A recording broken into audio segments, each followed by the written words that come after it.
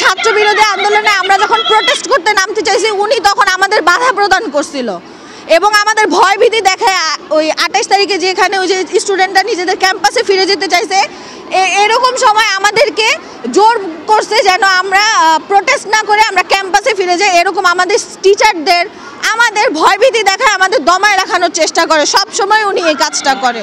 উনি বৈষম্য বিরোধী ছাত্র জনতা আন্দোলনের গণহত্যাকারী সাবেক স্বরাষ্ট্রমন্ত্রী আসাদুজ্জামান খান কামালের সহযোগী ছিলেন। আমরা এরকম অধ্যক্ষ চাই না।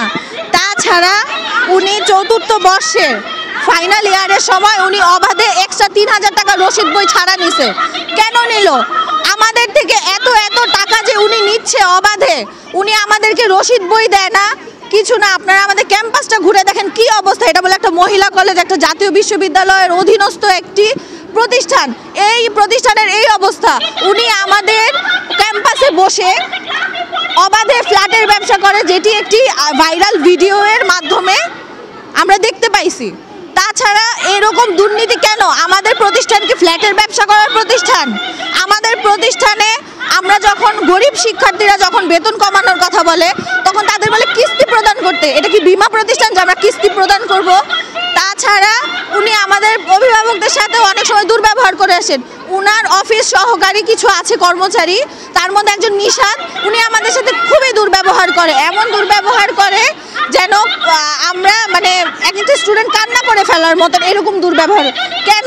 তাছাড়া একজন নৈশ প্রহরী আছে কামরুল নামে, উনি অবাধে মহিলা হোস্টেলে যাতায়াত করে, যেটা আমাদের মেয়েদের জন্য একটা কি বলবো সেটাকে মানে অনিরাপত্তার একটা বিষয়।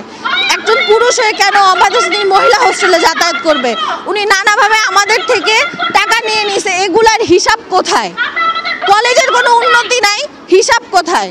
উনি এই ছাত্র বিরোধী আন্দোলনে আমরা যখন প্রোটেস্ট করতে নামতে চাইছি উনি তখন আমাদের বাধা প্রদান করছিল এবং আমাদের ভয় ভীতি দেখায় ওই 28 তারিখে যেখানে ওই যে স্টুডেন্টরা নিজেদের ক্যাম্পাসে ফিরে যেতে চাইছে এরকম সময় আমাদেরকে জোর করছে যেন আমরা প্রোটেস্ট না করে আমরা ক্যাম্পাসে ফিরে যাই। এরকম আমাদের টিচারদের আমাদের ভয়ভীতি দেখায় আমাদের দমায় রাখানোর চেষ্টা করে, সব সময় উনি এই কাজটা করে। একটি গুরুতর অভিযোগ আছে, শ্লীলতাহানির অভিযোগ আছে। আসলে এই ধরনের বৈষম্যের শিকার কি হয়েছেন কিনা বা ছাত্রীরা হচ্ছে কিনা জানা আছে কিনা?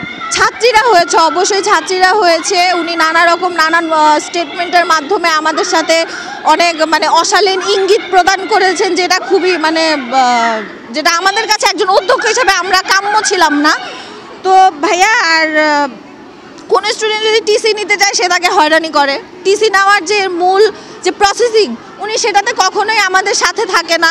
উনি বলে 30,000 টাকা এককালীন দাও, কালকের মধ্যে নয়তো টিসি দিব না। তাছাড়া উনি নানানভাবে আমাদেরকে আওয়ামী লীগ থাকাকালীন অনেক ক্ষমতা দেখাইছে। তো এখন উনি সেগুলো পারতেছে না এবং উনি নানানভাবে দুর্নীতি করেই যাচ্ছে আমাদের সাথে। কিছুদিন আগে আমাদের ফর্ম ফিল আপের টাকা ছিল উনি 3000 টাকা করে নিছে, যেটা ন্যাশনাল ইউনিভার্সিটিতে একটা সাবজেক্টের জন্য এত টাকা তো আমরা দিব মানে দেওয়াটা তো একদম পুরো মানে কি বলে সেটাকে অনেক টাকা, 3000 টাকা। তো সেখানে পরবর্তীতে আমরা যখন এই বিষয়টা প্রোটেস্ট করি তখন উনি 1500 টাকা কমায়। পরবর্তীতে আমাদের লাস্ট ডেট ছিল 15ই আগস্ট। লাস্ট ডেটটা ক্রস করার পরে উনি বলল কি যে 2000 টাকা করে নিল এক সাবজেক্ট। তা আমরা যখন এটা জিজ্ঞেস করলাম উনি বললো এটা জাতীয় বিশ্ববিদ্যালয় থেকে জরিমানা নেওয়া হয়েছে, কিন্তু জাতীয় বিশ্ববিদ্যালয়ের কোনো নোটিশে এমন কিছুই ছিল না জরিমানার কথা। আমরা জাতীয় বিশ্ববিদ্যালয়ের অনেক স্টুডেন্টদের সাথে অন্যান্য কলেজের স্টুডেন্টদের সাথে কথা বলছি, তারা বলছে যে না তাদের কোনো জরিমানা নেওয়া হয়নি। তো এই 500 টাকা সে এক্সট্রা কেন নিল? তাছাড়া উনি আমাদের কাছে জাতীয় বিশ্ববিদ্যালয় থেকে একটি নির্দিষ্ট অ্যামাউন্ট বলে দেয়, যেটাতে আমাদের এক্সাম হল ফি কলেজ ফি থাকে। ওনারা করলো কি আমাদের বলে 6-7 হাজার টাকার মধ্যে নাকি এক্সাম ফি আছে, কলেজ ফি আছে, হল ফি আছে, কিন্তু ন্যাশনাল ইউনিভার্সিটিতে অলরেডি আমাদের ফিক্স করেই দেয়। উনি এই যে 7-8 হাজার টাকা আমাদের থেকে নেয়, এত টাকা উনি কিভাবে নেয়? তাছাড়া আমরা যে টাকা দেই এগুলার ঠিক মতন রসিদ বই উনি আমাদের দেয় না। আর আমরা এরকম গণহত্যাকারী সহযোগীকে আমাদের অধ্যক্ষ হিসেবে আমরা চাই না।